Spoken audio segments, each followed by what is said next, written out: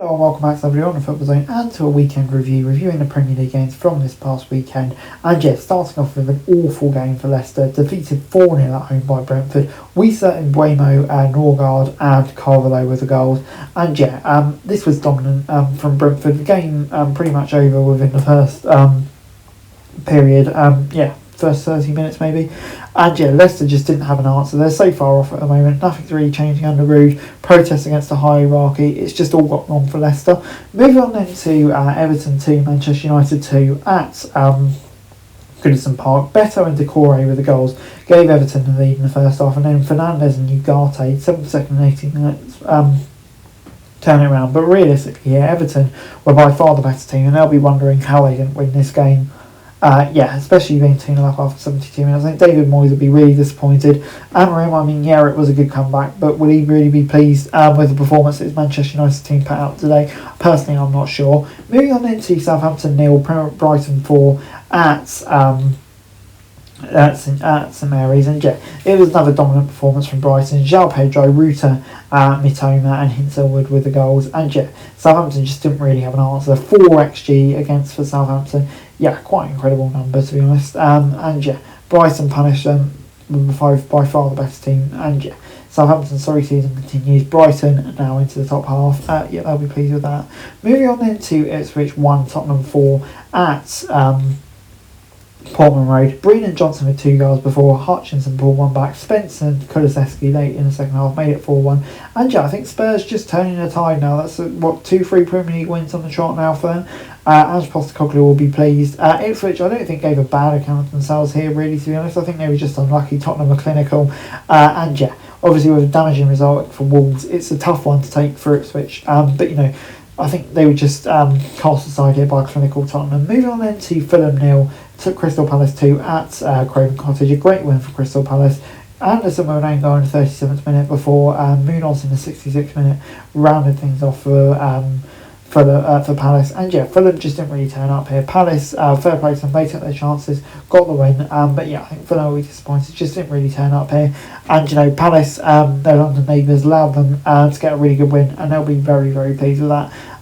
Great win for them. Moving on then to Arsenal 0, West Ham 1 at the Emirates, and yeah, this could very well be season ending for Arsenal. Jared Bowen in the 44th minute gave West Ham the lead, and Skelly in the 73rd minute sent off for the Gooners. Arsenal pushed, but in the end couldn't find the equaliser. They probably deserved an equaliser, but they weren't at their best. West Ham held on for a great win. What a win for Graham Potter and his men. But for Arsenal, when you're that far behind the Liverpool side who've been as good as they have been this season, there's no kind of room for error. So yeah, it's very damaging and perhaps terminal for their title chances. Moving on then to Wolves, and they got a 1-0 win away at Bournemouth. A great result for them.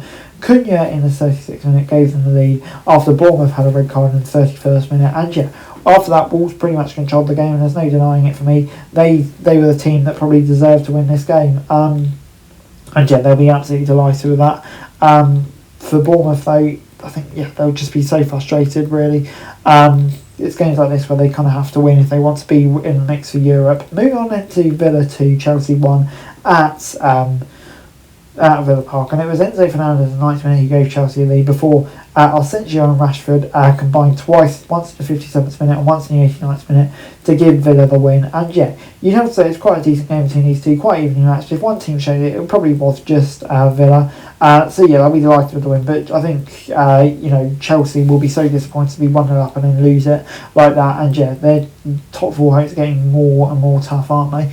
Moving on then to Newcastle and a crazy game against Nottingham Forest. 4-3 was the score. Forest took an early lead through Hudson-Odoi, and then Miley, Murphy and Isak with 2 scored 4 goals in the space of 11 minutes, but Forest pulled it back. Milenkovic and Yates, and yeah, in the end Newcastle hanging on, but they just about got there.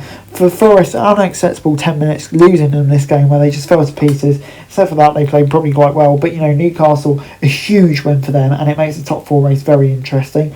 Moving on into Man City 0, Liverpool 2 at at the Etihad, and it was Salah and Szoboszlai for the goals here, and it could have been more. Curtis Jones obviously having one just disallowed. Angel really highlighted the crazy gulf between these two teams at the moment. This is Man City we're talking about, and they were just beaten off the pitch by Liverpool. And a performance like that for Liverpool with the West Ham, with the Arsenal result this weekend, yeah, it's going to be a big week for them in the title race, I feel. That's it for this video. Thanks very much for watching. Remember to like, share, subscribe, follow us on our socials, link in the description below for daily football news, meme and content. Subscribe to our other channels on screen right now, that'd be greatly appreciated. Thanks very much for watching. Peace out.